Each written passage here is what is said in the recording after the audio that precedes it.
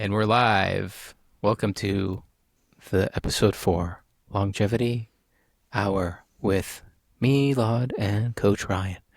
Today's episode is all about habit building, goal setting, and just fucking crushing at life. Excuse my French. Yeah, hell yeah. What's up, everybody? Welcome. That was my NPR voice. In Smooth. ASMR. ASMR, NPR, Longevity Hour, Fitness. Hashtag it. Um, we're here with another episode here, and today we're talking about probably the most important thing to focus on when setting out to improve your health or anything else in this beautiful life of ours. We're talking about how to set effective goals, evidence-based, science-based, peer-reviewed, literature-ass goals, and wow, a lot of cursing just right out of the bat. Say Sorry. literature assholes? Yeah. My goodness. I apologize. So how to set evidence-based goals and then back those goals with solid habits and solid routines for life. And that for life is a big part of it. So it's not just like, okay, like we're going to do this for 12 weeks and it's over. No, we want you to build habits and routines literally for the rest of your life. Like things that are so effective that, anytime you fall back on them or you do them, they just bring a lot of awesomeness into your life and stability and security and all of that stuff.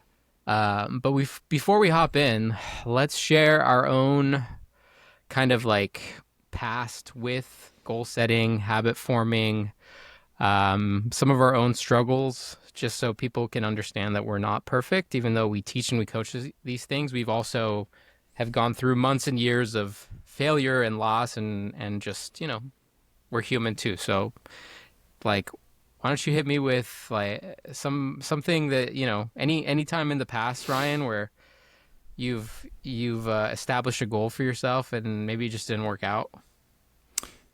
Yeah, this happened. This one was recent, actually. This was last year. I listened to a Tim Ferriss podcast. He was on that podcast and he was talking about how he like quit caffeine for like 2 months or so, just cold turkey, just no caffeine, no coffee, no tea, like no caffeine. And he was going on about all these benefits that he felt and just how like, amazing it is. And I'm like, oh, wow, like I should try that. I have coffee every day. I don't have like a crap ton of caffeine, but I definitely have a cup of coffee every day. And I'm like, dang, what would it be like if I just, didn't have any caffeine? So I was getting excited to try this, experiment on myself. And I told like friends, I told clients like, all right, like next week, I'm going to do this thing. I'm going to go no caffeine. And I even read a book on how to quit caffeine. And so I'm getting so excited. Brother, I only lasted like 2 days. That's a lot. I went, I mean, yeah, I thought it was going to go a month. The plan was to go for a month. That's crazy. I mean, talking about plans, I didn't really have a plan. And the issue was I didn't really have a reason why.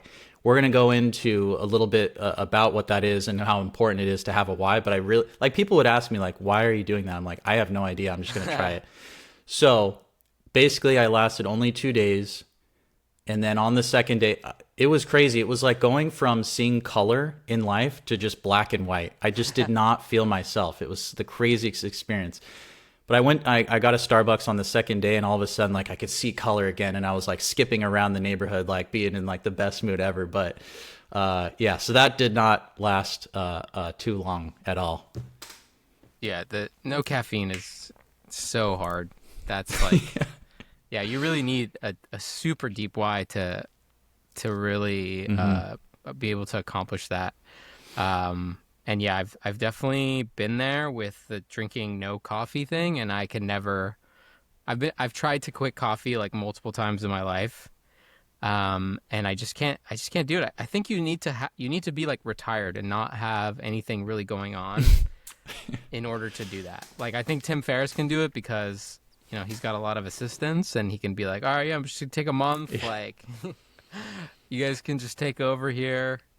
He's also built different. But yeah. Well, thanks for sharing. And I know it's not easy to admit when you fail at something. I'm trying to think of like my own something that's like similar to this. I think one thing that for me is big. Like I'm always trying to like make a YouTube video.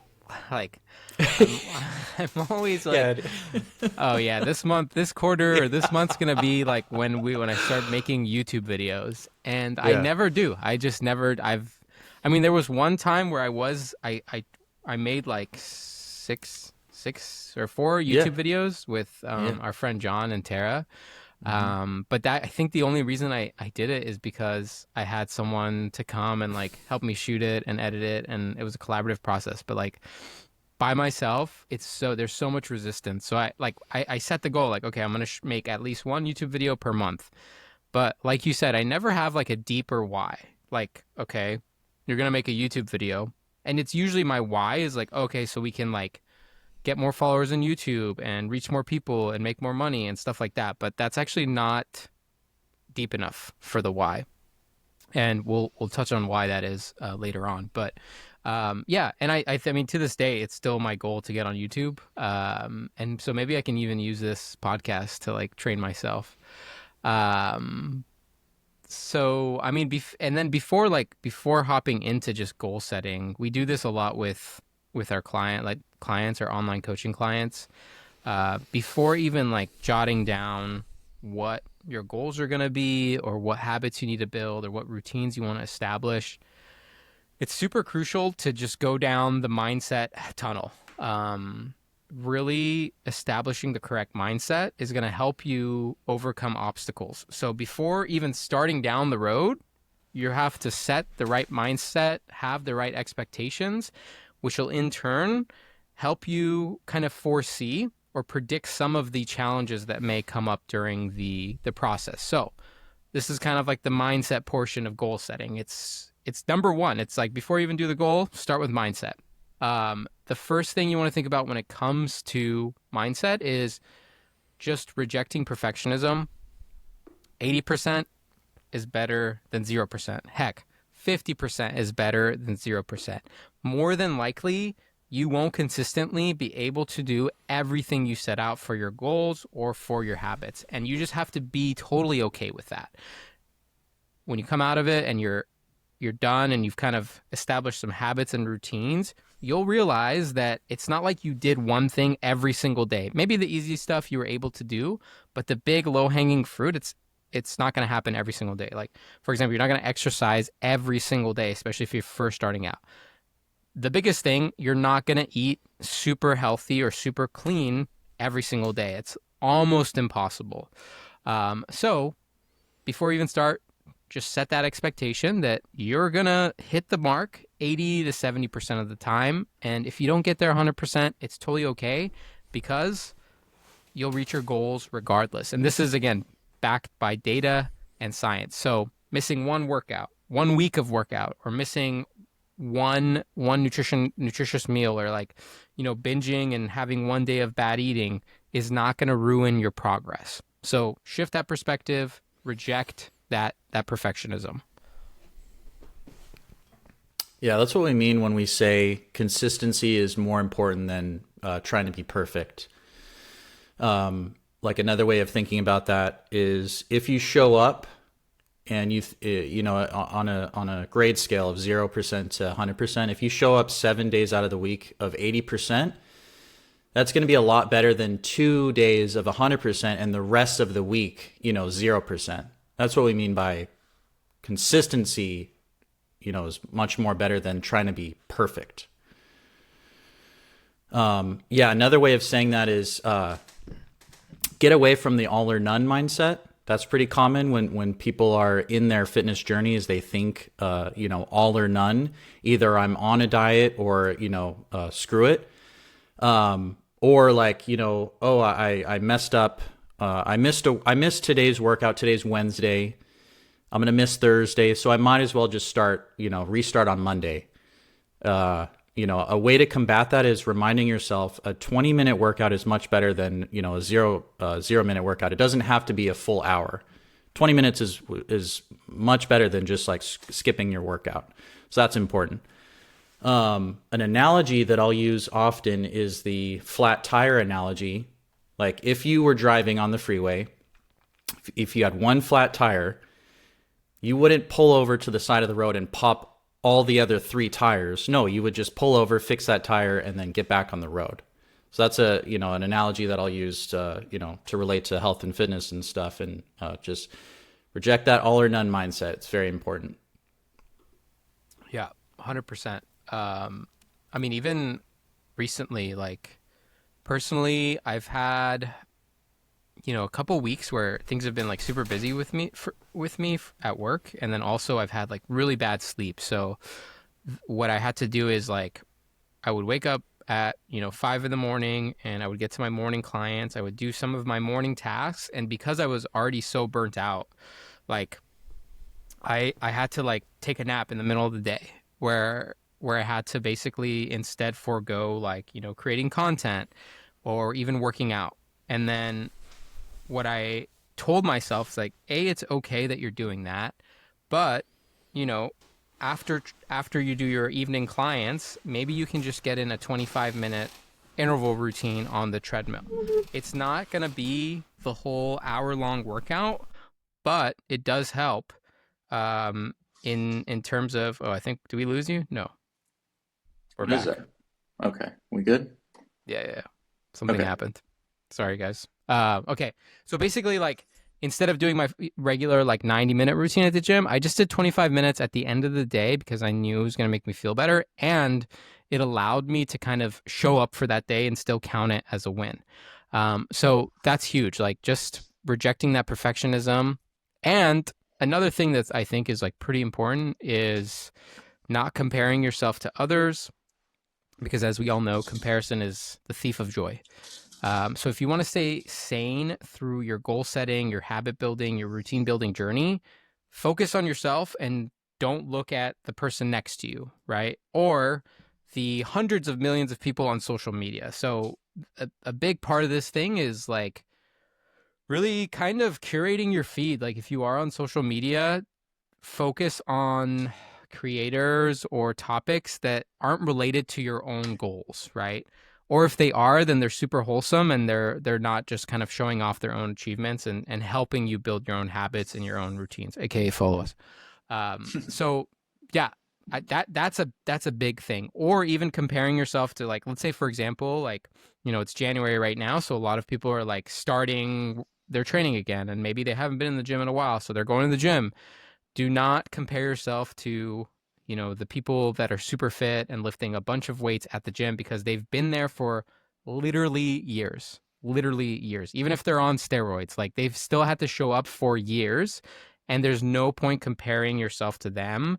And I guarantee you they're not thinking about you, and they're not saying like, oh, look at this pathetic person. Like, they're just focused on their own thing. And in fact, like, I always recommend, if you do see someone that looks like they're pretty experienced in the gym, go up to them and ask them for some tips. Like, um usually they're pretty into like sharing that information because it's like a passion of theirs. So again, reject perfectionism. 80% is better than 0%.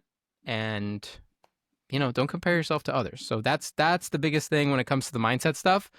Let's go into how to set some evidence-based goals. So this goal setting framework or hierarchy is based on pretty significant evidence, um, and you'll find that it's not just like, okay, my goal is to lose 10 pounds. Like, that's not a good way, based on the science and what we have found training a bunch of folks, to set a goal. Just one sentence is not going to do it. Instead, we're going to do this thing called a goal setting hierarchy. So it's basically like 3 different levels of goals, and then underneath it is a system of habits to help you build routines and stay consistent.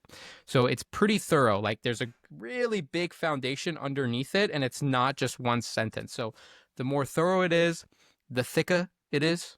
The more things that you have, like different levels of abstraction when it comes to your goals, the more likely you are to stay consistent and to adhere and to reach your goals. So in terms of the hierarchy, you can think of it as like a family tree, right? So at the top of the family tree, you have the mom and the dad, or the great great grandparents, and then after that, it's just all of the offsprings from the main patriarch or matriarch, and then the offsprings of the offsprings and offsprings of offsprings. So that's kind of what it looks like, but it's 3 levels. So the first level is the big picture goal.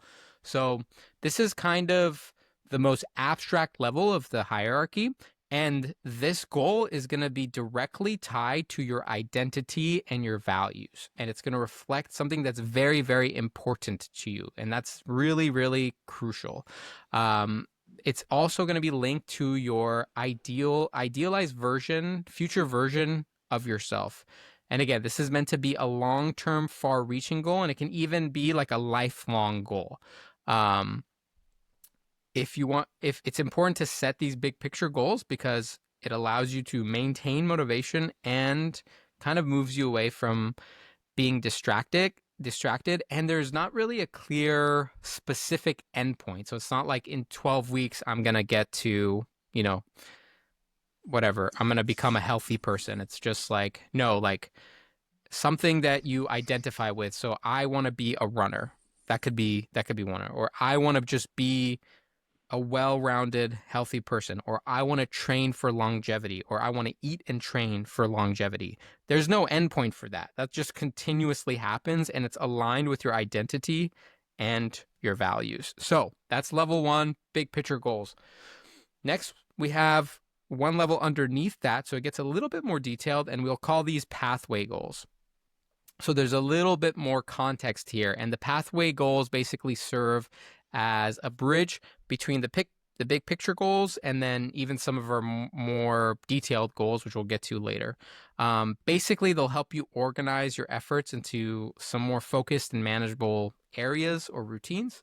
And some examples of this is basically like, okay, so let's say your abstract goal, your big picture goal is, I want to be a healthier person. So then something underneath that could be, I aim to lose 20 pounds over the next year. Or it could be, I want to sleep, I want to get better sleep because that's going to help you become a healthier person. Or I want to improve my cardiovascular fitness. I want to lose body fat. I want to gain muscle. So a little bit more detailed, a little bit more specific. And they all lead into that big level goal, basically.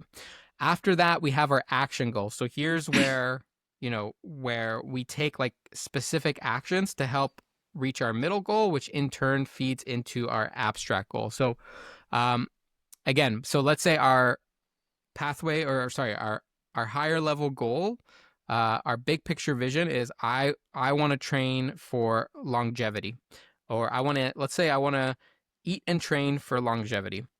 Then your pathway goal is maybe gonna say I wanna reach a optimized body fat level. I wanna have enough muscle mass to live a long life. I want to get great sleep, and I want to be able to touch my toes. Okay, so our action goals for that, specifically, let's say for I want to have enough muscle mass to live a long life, is 2 full body training sessions per week. For sleep, maybe it's no social media or no digital screens 45 minutes before bed. So it basically gets a little bit more detailed, and they become more of weekly tasks and action items to check off, right? So train 3 times a week, track my macros, meal prep on Sunday, things like that. So you can see like big picture goals, very abstract, like they can kind of go on forever. Then you have your pathway goals. They get a little bit more detailed. So it's like, okay, I kind of see how they lead up to that big picture vision. And then you have your action goals. And those are very detailed, like every single week. And then we go into the habits, and those are daily or even hourly, so they break down even more. Now, the reason this works so well, instead of just being like, I want to lose 20 pounds in 12 weeks, is because you're able to break down a big goal into small actionable steps. So it doesn't feel overwhelming. It feels doable, and you don't get lost in the sauce. That's the biggest thing, right? So a lot of times when we set these big grandiose goals for ourselves and we don't have anything to back it up and levels of abstraction to back it up, it feels overwhelming. Maybe we stick with it for a little bit and then we're like, okay, that's it. So, for example, like maybe let's talk about Ryan's no coffee rule. So maybe like, the big picture goal is I want to be maybe a healthier version. Maybe I want to be a healthier version of myself because maybe for whatever reason Ryan thought that like drinking coffee was making him unhealthy because it was messing with his sleep. Well, actually, let's ask Mr. Ryan. So, what do you think your like big picture goal would be when it comes to like quitting Yeah. coffee? If I were to do it again using this system, that big goal at the top would be I just feel good. I just want to feel good. Just Mm, want to feel hell yeah. Oh, at you wanted to ease and feel just yeah. feel good. You want to feel like Yeah. Tim Ferriss. Like you want to optimize your Yeah, energy and your yeah. There you focus. go. Okay, cool. I want to Yeah. feel great. Like I want to feel fucking great. Hmm. And then the pathway goal to there is I don't want to drink coffee, right? And then your action goal would be something Or that you're maybe let's rephrase that then. I think what would be even better is a cut down caffeine. okay. That would be a Yeah, good intermediate goal right there. Cut down caffeine, and then you can break it down into actions. The there you go. actions would Okay. be only drink coffee Monday, Wednesday, Friday. Yeah. That would be this breaking it down to the action. Okay. Yeah, I like that. And then you could even add another one like, okay, Tuesday, Thursday, Saturday, I'm drinking decaf or I'm Hmm. drinking like Green hot, tea. yeah, green tea or chamomile or what have you. Um, and then eventually you just kind of go from there and you drink less and less and less on coffee. Um, so yeah, that's basically the goal setting process. So I mean we could even talk about a little bit more of like a specific kind of goal that most people we coach, right? So a lot of people like Ryan, let's say I'm a new client of yours and I'm like I come to you and I'm like I want to lose 20 pounds. Let's say this. I want to lose 10 pounds in the next 12 weeks. How would you help me set a goal based on this hierarchy? So starting with like the big picture. Okay, yeah. So so to review like that hierarchy, it starts with the big picture. So we would even back up before then. If someone were to say, I have this goal if I want to lose 10 pounds in 12 weeks, back it up. Well, here I'd even start here. I'd start with the deeper why. So, a good process or a good thing to do when you're setting goals is to find your why. Why, like, how is that going to make you feel if you lose this weight? Like, why do you have that goal in the first place? And it takes some vulnerability and some introspection to think about that question. Why do I want to lose that weight or whatever? Usually, like with different goals and well, specifically health and fitness goals, a lot of it has to do with.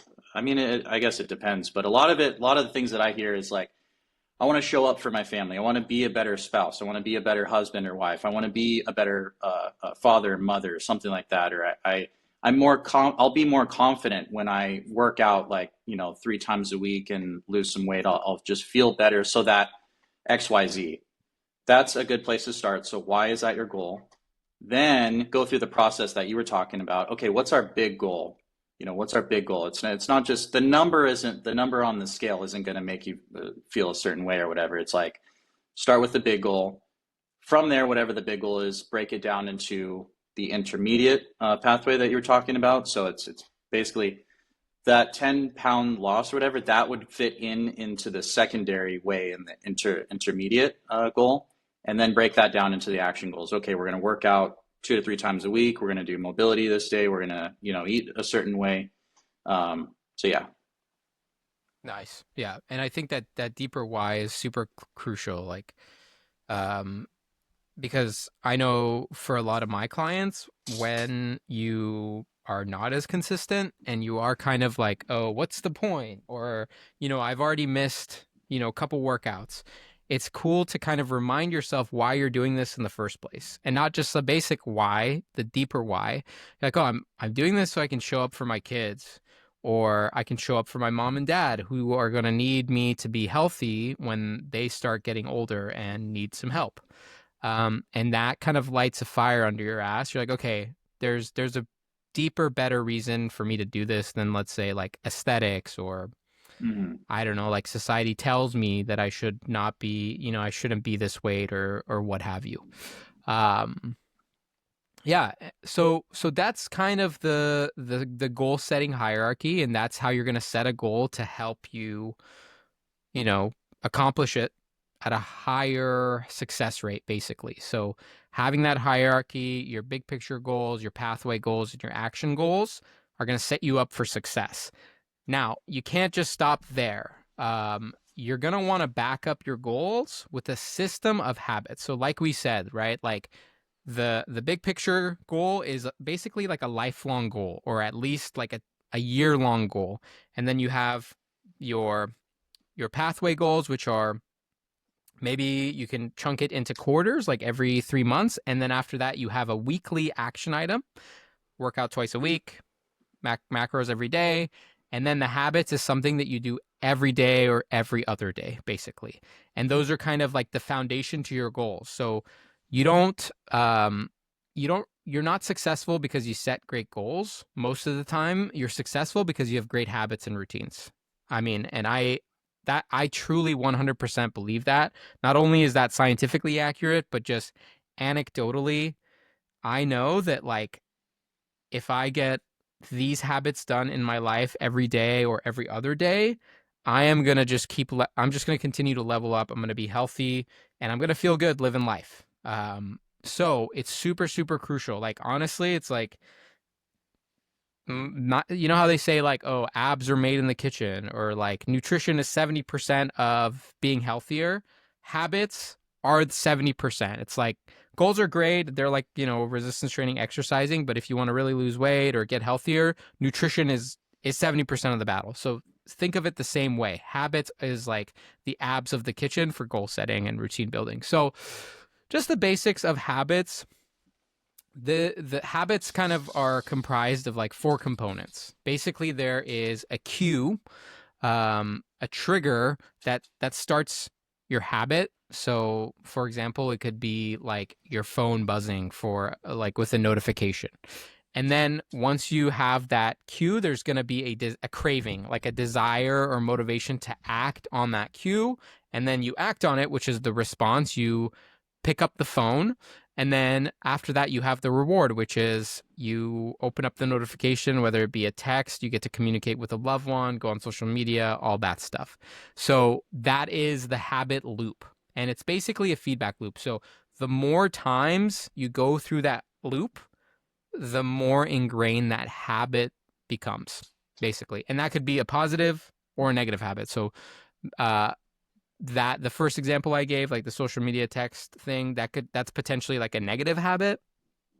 And like, we know now that, a lot of social media or tech companies use that habit loop to get you addicted to social media in different forms. You could create positive habits the same way. So like I kind of like my own version of this is like my cue is so this is specifically for stretching in the mornings. This is like a habit that I've been trying to work on a little bit more consistently, is doing my mobility in the morning. So my cue is just like my alarm going off. My craving is actually tied to caffeine. So it's a little bit different in their habit stack. So I'll make my coffee first. I'll start consuming my caffeine. And then because I'm getting caffeine in my body, the response or the behavior is going to be stretching. So I drink my coffee, I stretch at the same time. And then the reward is I start waking up because of the caffeine, but I'm also not as stiff. And just movement in the morning and in general gives me just another natural energy boost on top of that. So that's like an example of like a positive habit loop. So in terms of habits, most of this information is going to come from the book Atomic Habits. That's kind of like the best book on habit building, we would say. Do you Such a agree on good that? book. Yeah. Yeah, I such a mean, good book. yeah, everyone loves the Atomic Habits. Hmm. And it's by James Clear, and basically he took all of the leading research and information on habits and just made a really great aggregated version of, how to build healthy habits and everything about habits. So check that book out. I read it like I go back to it at least once a year too. It's kind of interesting. So he has this like 4 laws of behavior change when it comes to habit building. So we'll go over that real quick. Basically, like the first law is to just make it obvious. Um, Now, a big example of that is your environment, like designing your environment so that there's a bunch of cues in your environment for good habits, and you get rid of the cues for the bad ones. So an example of that is stock your pantry up with just healthy foods. Or yeah, if you're trying to eat healthier, your environment should be full of healthy foods. If you're trying to get better sleep at night, don't bring your phone into the bedroom. Take it out of the environment.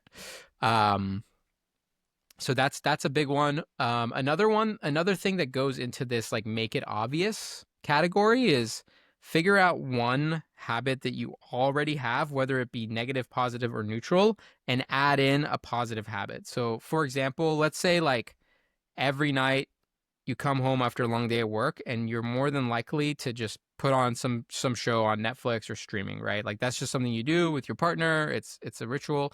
I would call that maybe like a neutral habit. Could be negative if you're doing like multiple hours of it, but let's call it neutral.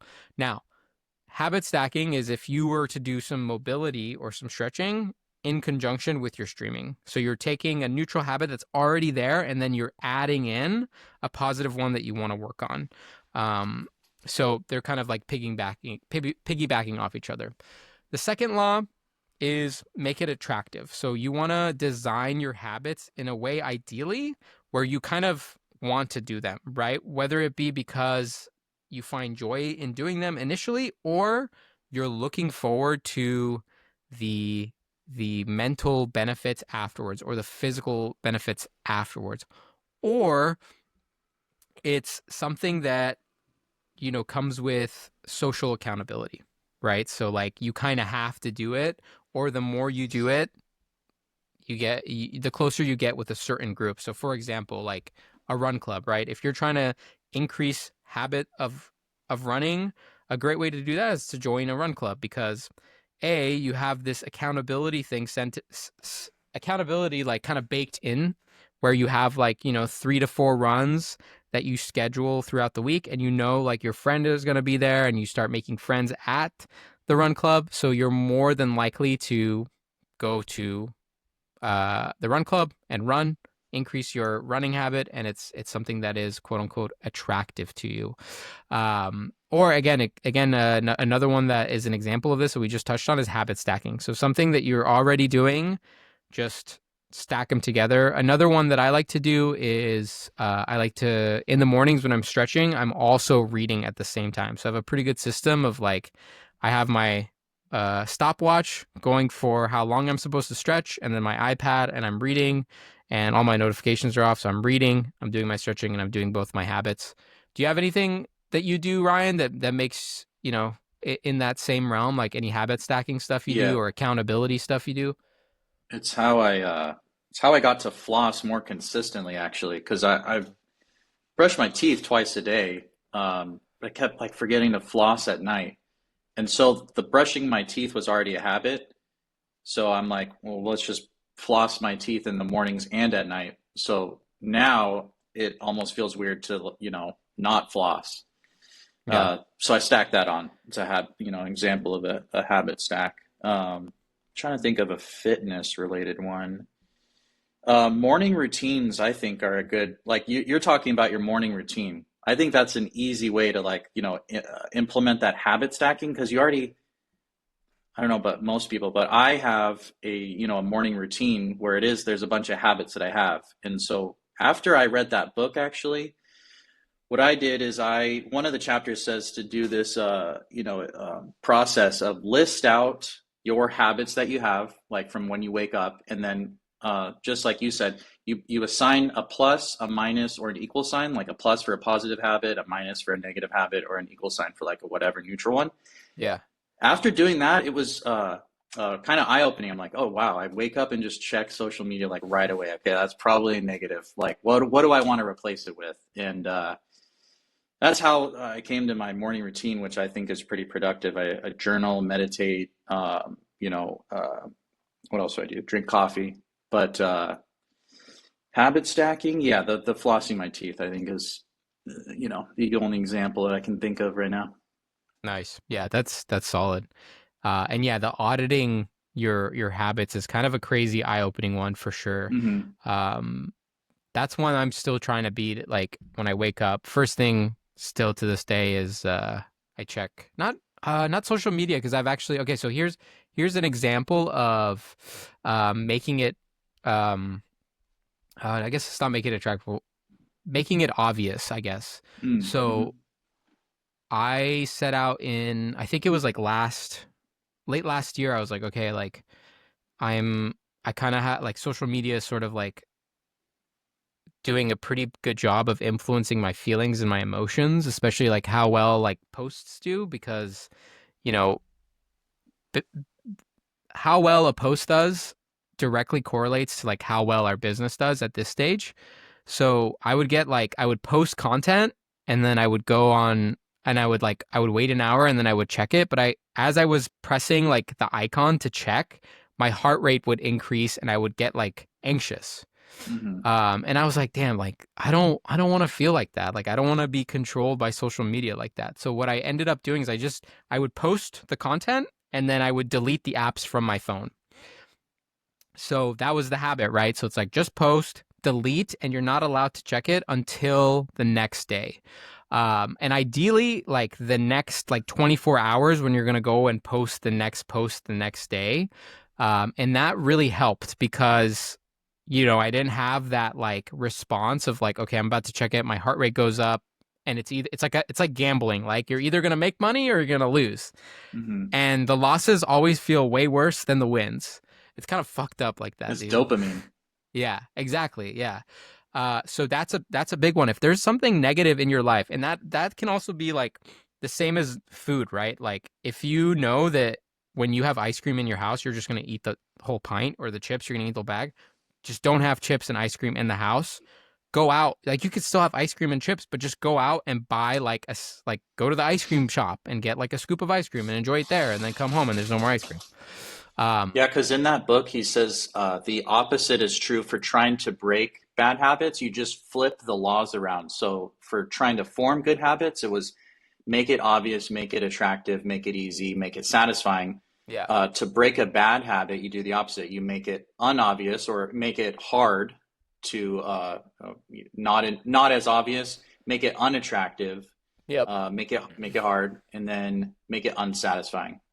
Yeah, make So it that's what you gross. were doing with with deleting Instagram. You made it not obvious. You made it hard. And made it hard to like go on it because I would have to like Yeah, I would have to download it and do like two-step verification and all this stuff.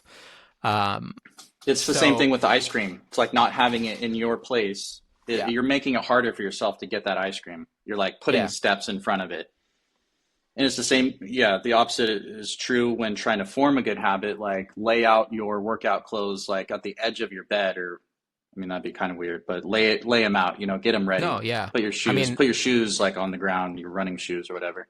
yeah, and that's actually I was gonna go into that next. Like the third law is make it easy. So like reduce friction as much as possible. If you know that you're gonna work out tomorrow morning, all the workout clothes ready to go in the gym bag, boom, toss them on. You're out the door.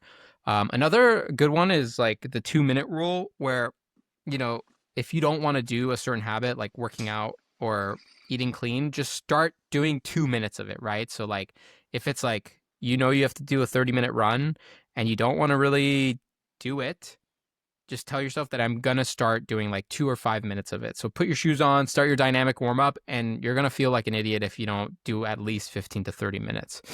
And same with like, if you're trying to eat healthier, have healthy food around the house. Like make that a priority. Um, and then lastly, we have the law four, which is make it satisfying. And I think the two biggest things in this category, at least for me, is tracking and visual cues. So I have this app called Streaks. And basically, like, I have all my cornerstone habits, like journaling in the morning, reading at least 25 minutes a day, playing my guitar, posting content 4 times a week, meditating, cleaning for 15 minutes every day. Those are in my Streaks app. And I can set it to like, okay, I want to meditate 6 days a week. I want to play my guitar at least 4 times a week. So I can keep a streak of that. And every time I like hold and click it, it makes a little like noise and it's like, oh, good job. And that makes it satisfying, honestly. Hmm. And I can see how long these streaks are going. And the longer the streak, honestly, the happier, the the better I am performing, the clearer my mind. So any type of habit tracker, we recommend. And then also the accountability thing, so social accountability, right? Like run clubs, people love them because not only are you getting exercise, but you're making friends, or you're already like you're doing a new activity with your friend or your significant other, right? So if you want to deepen your relationship with the person you love, the best thing to do is work out with them or make healthy foods with them. Anything to add to that one? Or go for a walk. Oh yeah, dude. Walk with your SO. That's such a good one. Yeah, Hmm. yeah, But yeah, I was laughing because that app Streaks, that's a really good app. But you're talking so about it, good. it's satisfying. It actually is. Why is it so satisfying? Like just clicking a button and it's like, oh, you completed it, and it even vibrates. You Yeah, get that haptic touch feedback. You're like, yeah. So freaking. it's actually satisfying when you complete your habits on this thing. It's because we're monkeys, dude. Yeah, We're fucking that's what monkeys it at comes the end of down the to. day. Yeah, Yeah, so simple. yeah. Um, yeah. I mean, what do you? We kind of we touched on like how to create good healthy habits. Obviously, like the big thing with habits is that you'll stop doing them. Like more than more than likely, like it's impossible to be 100% with your habits. Like for myself, I had I would say like 2 years ago, I was freaking habit man. Like I had some crazy streaks going, and then and it was directly tied to like a little bit more of a tumultuous time in my life, right? So I was like, okay, like I don't have stability in this region of my life. I don't have control in this region of my life, but I have control about over my habits. So I'm just gonna just go for the streaks and just be very diligent about them. And then Did when you I had overdo it? no, because I built in like the 80%, like we talked about. Like I wasn't shooting for perfection. So I Oh, don't nice. have any habits on my streaker app that is like you have to do it every single day. So Hmm. even meditating, it's 6 days a week. Usually I will do 7 days a week. Same with journaling. Same with like I think stretching is another one. Like stretching is usually 7 days And a it week. doesn't matter what day of the week it's on for Yeah, the exact. meditating? Oh, Yeah, okay. As long yeah. as you get 6 out of 7 in that week, it In the closes the week. whole circle. Oh, okay. Right. That's cool. Yeah. So if I miss a day, Yeah, I'm I not like like, that. oh, damn, like there goes my streak. It's like, no, no, no, it's okay. Like Hmm. that it's you can program it in, you know? But now, so one thing I've noticed is like now that I have more control like of my life outside of my habits and I'm a little bit happier and like more stable, I'm like, oh, I don't really need my habits as much, and I wasn't as consistent with my habits. And then what I saw is like when I'm not as consistent with my habits, then I Oh, start wow. being a little less stable in just my everyday life, like making irrational decisions or overthinking things or being a little bit more anxious or depressed than I usually am. So that's what I went through both phases of like, okay, being super into my habits and then letting them go. And basically, what I found is just like maintaining your habits, regardless of where you are in life, is the key to success. But shit can go wrong. And I know like you definitely like one of the biggest things that we do with our online coaching clients, and you coach most of our clients, is like troubleshooting the goal setting and habit forming. So, like, what are your go to tips, Coach Rye? Coach Rye. Does anybody call you what? Do you have a nickname anybody calls you? Yeah, people Anything call me funny? Taylor What? Oh, that's because they so think it's funny. tailored I've fit. seen Yeah. that. Yeah, like on Hey, consultations. Taylor. Like, yeah, are you Taylor? Oh, it's so funny, Coach Taylor. It's not my name. Uh, no, but we're talking about trouble. Like, what could potentially go wrong, like with goal setting and trying to implement some good healthy habits. So, some common things that could go wrong. One of them is just getting burnt out. It's kind of like maybe that's what kind of you were talking about too, a little bit. Like just, you're doing your habits for years and you just kind of get burnt out a little bit. Um, so how to handle that is because burnout usually happens when you are tackling too much, when you have too much on your plate, right? That's when burnout usually happens. So we would probably say, all right, maybe let's scale it back to go back to our goal setting example that we were talking about earlier on this. Find one or two things that to work on at a time. So that's one of them. Burnout, probably, just too much on their plate. So scale it back a little bit and remind yourself what's really important to you right now. Because life has seasons. You know what I mean? Hell yeah. Life is full of, okay, this is my priority right now. I have a lot of work right now. So that's a priority. And, that let's focus on those goals. Take a step back a little bit if you're feeling burnt out. Lack of support is another issue too. So if you don't have like support from your social circles, you talked about that, like joining a run club could help. Talking to friends. I feel like we do a lot of that if we're going through something, if we're just feeling low and our habits aren't at the best place, calling a friend and just talking it out and usually talk yourself, yeah, I just got to get back into my healthy habits. So, find yourself a good support system. Let's see, plateaus.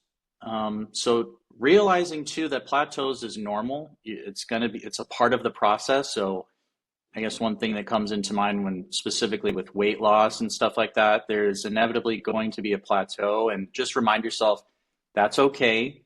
And then try to think about, okay, what do I have to do to break this plateau? And whatever that, system is, just go for it. So plateaus, I'd say don't freak out. It's normal, and just, relax and find out a plan that works.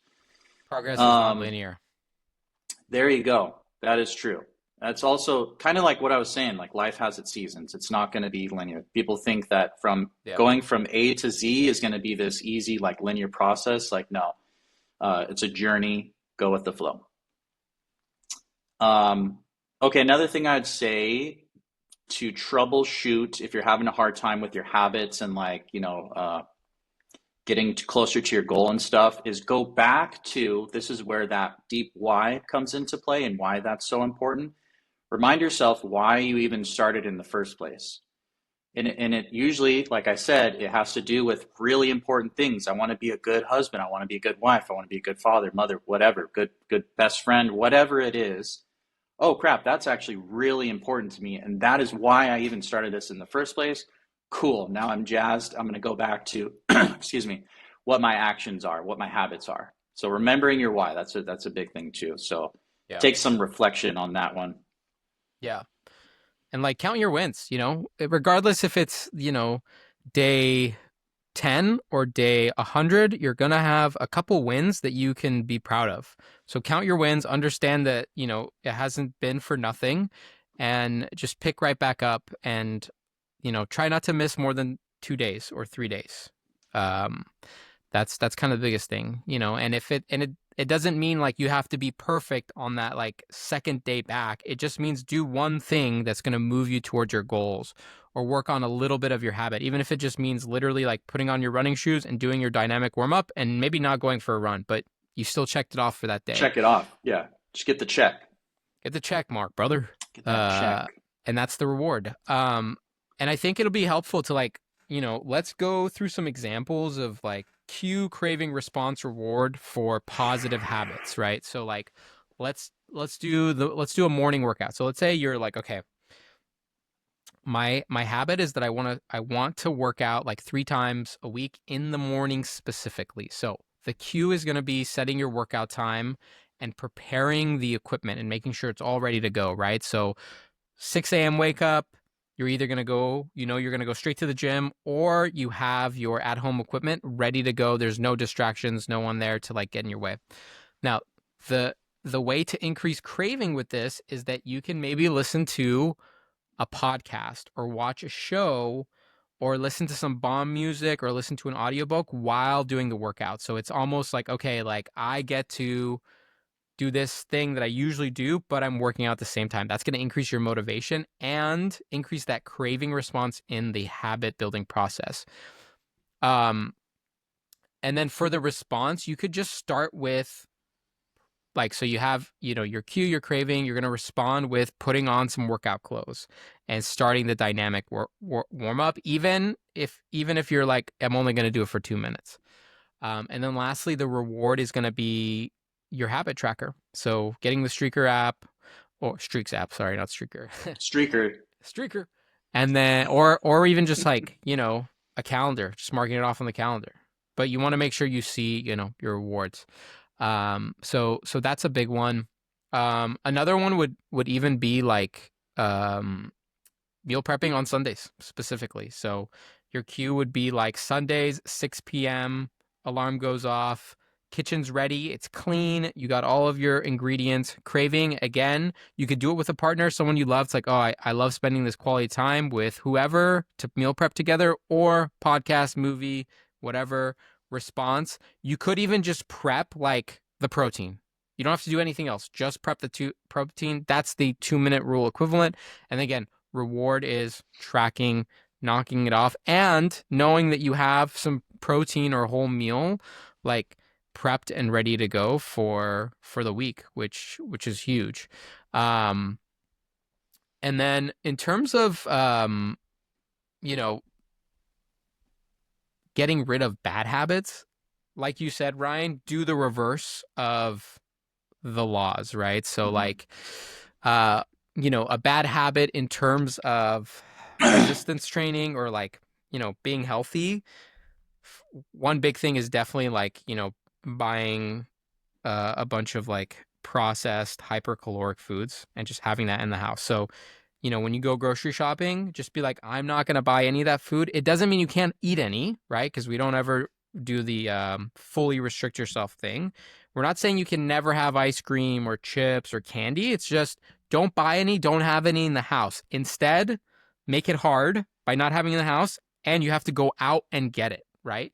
And specifically, let's make it even harder, right? So if you're like, okay, it's like Wednesday night, you had a hard day at work, and usually how you de-stress from that is like, you'll have a pint of ice cream, walk to the ice cream store. Mm-hmm. So that's really making it tough. Any Take a bus to the ice cream store. Bus is nice too. Bus is nice. Oh, another one I like too is like, and this is specifically for, I guess it can go for building a good habit or a bad habit. Mostly like this is kind of a negative, but like, setting up some like financial incentive. So, you can make a bet with your significant other or your friend, be like, hey, if I don't work out 3 times a week this week, for every workout I miss, I'm going to give you $100. So that's really making it tough. Or another one that we have a client that did that last year. He hit us up and was like, hey, I told my sister I would Venmo her $1,000 if I don't like lose this weight. And I was just wondering if you could help me out. How did it go for them? He got there. Nice. Yeah, he reached his goal. It But worked. the funny thing is he didn't set up, if I do lose this weight, you have to give me money. So it was literally just like, if I Don't. if I don't lose this weight, then I will pay you. But if he does lose the weight, he doesn't have to pay her. Yeah, but he doesn't get 1,000. He just gets the reward of being healthy. Exactly. Which is still a Yep. reward. Yeah. Yeah, exactly. Nice. Yep. I love that. Mhm. Hell yeah. Is there any like habit you're working on right now to add into your life, or are you pretty set with your habits? Yeah, let's see. Well, so for nutrition, last year I pretty much tracked my calories like for, the majority of last year. And by the end of last year, I was kind of like, yeah, let me stop tracking. I'm kind of, I don't know, need a little bit of a break. So currently, my habit that I've been working on is just keeping my protein up and eating my fruits and veggies. So Nice. that's my current focus, and it's everything that we've talked about. Make it obvious. Okay, buy the protein. Get the eggs, get the chicken, the ground turkey, whatever. Make it easy. There's plenty of like convenient. Like if you go to Trader Joe's, they have the pre-made like chicken slices and stuff. That's an easy way Yeah. to make it simple. So that's my current one: fruits, veggies, protein. What about you? Nice. What are you working on? What are your goals or your habits right now?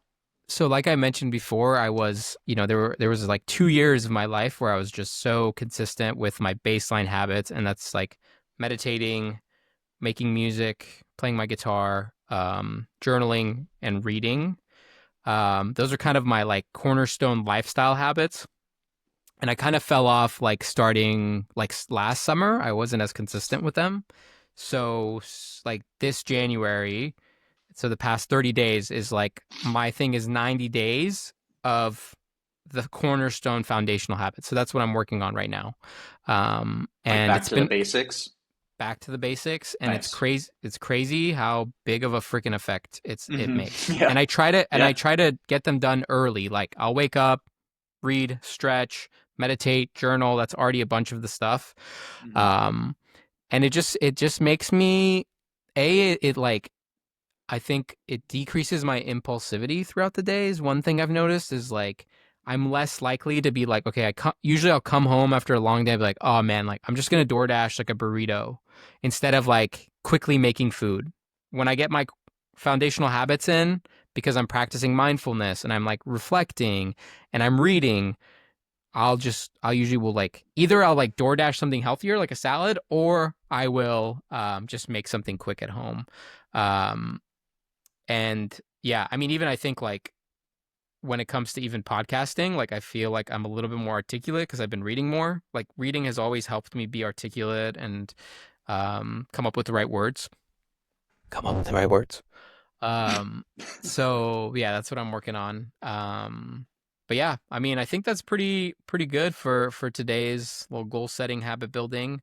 I mean, if you can master that, that's like a lifetime of just amazing returns, honestly. It's a good place to start for sure. Yeah, yeah. And if you have any questions or anything like that, toss a comment down below, and we can finish with kind of like some life updates or reading some books we're reading. What do you got? What do you got, Ryan, to take it away for the folks? Books. I just finished that business book, Buy Back Your Time. That one was pretty good and useful. I'm Which, kind of in that, huh? sorry to interrupt you. I would say like, okay, maybe if you're not like a business person, one thing I was thinking about is like, okay, how do you buy back your time if you're not in a business, right? And I think one big thing would be like invest in your health by like hiring a coach or working with a personal trainer or, getting some blood tests done, things like that. That's like, outsourcing your habits, right? So instead of being like, oh, I want to work out 3 times a week, go see a personal trainer 3 times a week, schedule it in. That's like social accountability. Or have a coach like program everything in for you, just like we would. Sorry to interrupt you. Yeah, but that just No, hit my mind. I was listening to a Muscle Nerds podcast, which is a good podcast. But I was listening to them, and one of them was saying he talked about health and fitness as a retirement plan. Oh, So nice. we often think of retirement plan, we think of finances, but they were talking about it like, what's your health retirement plan? Oh, that was pretty cool. Kind of, goes off of what you're talking about, buying back your time. Um, but yeah, that was a good book. I'm kind of in this limbo though, like trying to decide what I want to read next, or specifically what I want to listen to next, because I did that one on audiobook. But Nice. I also the other day I downloaded a Mike the Situation book randomly, and I'm gonna probably read that one, just random. I I don't feel know. like he Yeah, would that's probably have some good stories. Like I know he had like drug addiction and stuff, or yeah. And he like like went to alcohol jail. addiction. Yeah. Yeah, he went to jail because he evaded his taxes. Yeah. So yeah, I'll just read that one. Um, Another thing, a new thing that Gabby and I have been doing. So she got me for Christmas. She got me a Ninja Creamy, which is Oh, that nice. ice cream maker that you have. Yeah, Dude, yeah. we've been having a pint of ice cream every night. A pint of protein ice cream. Nice. It's the best hack ever. You're eating ice cream, it's like this is just straight up protein. Because there's Habit different stacking. recipes that you can do. One of them is I just do milk, you can do almond milk, whatever, and then some protein powder. Um, what else? Oh, some instant pudding mix or whatever. They have different like Yeah, yeah. gums and stuff that you can put in. But that's just been like such a game changer. You still use that thing? Yeah, yeah, yeah, yeah. So good. I love that. I do the Fairlife. My go-to is like Fairlife vanilla, like the 40-gram protein ones, and then I'll get the Oreos, and I'll do the Oreo mix-ins. Yeah, it's so funny. It sounds like we're like sponsored by them right now, but Yeah, we're not we sponsored ain't. by anyone. We ain't. Yeah, we just sponsor ourselves. Yeah, Nice dude. That's a good that's what's going on creamies, here. protein ice cream, Mike Like situation. Just situation. that's Yeah, situation. what book? Yeah, what book are you reading, or what's going on with you? I am reading like 4 books. So I'm, I guess At the 3. same time, I'm reading 3. you I'm flip reading, one page and then flip the next page. yeah, it depends what mood I'm in. But I'm still Yeah, reading Infinite Jest, which is like 1,000-page book, but I'm like on 750. So I think I'm gonna be able to finish it when I go to Kauai. 75%. Yeah. That book is great. And talking about like addiction and stuff like that, it's very interesting because my YouTube feed is like addiction podcasts about like, people who were addicted to alcohol or drugs and they just talk about their experience. Because Infinite Jest is like one of the main themes is all about addiction and Hmm. how it affects people, how like AA works, and it's actually interesting because there's a lot of the stuff like it intersects with the stuff that we teach, especially just like doing things when you don't want to. Like that's how that's how being sober like feels a lot of times, especially when you're in the program. Like even if you like don't aren't like because a big part of like the program there's like a spiritual element to it, like a religious element to it, and a lot of people in the program aren't really spiritual, and you have to like show up to meetings consistently, things like that, and a lot of times you're like, why the fuck am I even at this meeting? But in the book, they talk about it like the more meetings you go to, you suddenly realize that like it's directly correlated with you being sober because of the social accountability, because of this like, higher, deeper why, right? It's like, it's not about you, it's about the people around you, it's about God, it's about spirituality. So it's like interesting. Like, I don't know. Hmm. I feel like the older I get, there's so many connections between topics that aren't necessarily related. So, Infinite Jest, I'm reading this book called What I Think About When I Think, sorry, What I Talk About When I Talk About Running. It's by this Japanese author, Murakami, who usually writes fiction, but this is his like memoir. Oh, And cool. it's a cool little like he just talks about like literally what he thinks about when he's running, and he runs like marathons, and then he talks about his life and how running like has impacted his life and all this different stuff. And it's because it's like translated from Japanese, like the prose of the words or the sentences are just kind of like dreamy and like airy. Hmm. Um, so yeah, and then I'm reading. Obviously, I'm reading Jeff Nippard's book, Oh, the yeah. Fitness Ladder. Is that what it's called? The Whatever. muscle ladder. Muscle Ladder. It's really good. Like it's a great. It's super easy to read. Really great. Like basics of muscle building. Honestly, I recommend it to It's like a everyone. textbook, Yeah, yeah. So I've but it enjoyed reads that. well. You're right. Yeah. Um, yeah, and that's pretty much it. So, Hell um, yeah. nice, dude. Well, another one in the books. No pun intended. Uh, Episode 4 of the podcast. Thanks for joining us. I hope this is going to help you set some great goals, build some great habits. And as always, real quick, we have our nutrition, fitness, mobility, longevity app. It's called the Tailored Fit PT Longevity app. 30-day free trial. Uh, any Apple Store, Google Play Store, check that out. It's got all of our programs and workouts and nutrition stuff, classes, courses. It's an awesome app, and we always update it. And then coaching. We do one-on-one coaching, customized programs will help you set these awesome goals, build those habits, and just create a better version of you through health and fitness. And that's it. That's all we offer. And it's just me and Ryan. Small biz. So, links are below if you want to work with us, you want to download the app. If not, it's all Gucci. Thank you for listening, and we'll talk to you soon. Bye. Peace. Peace.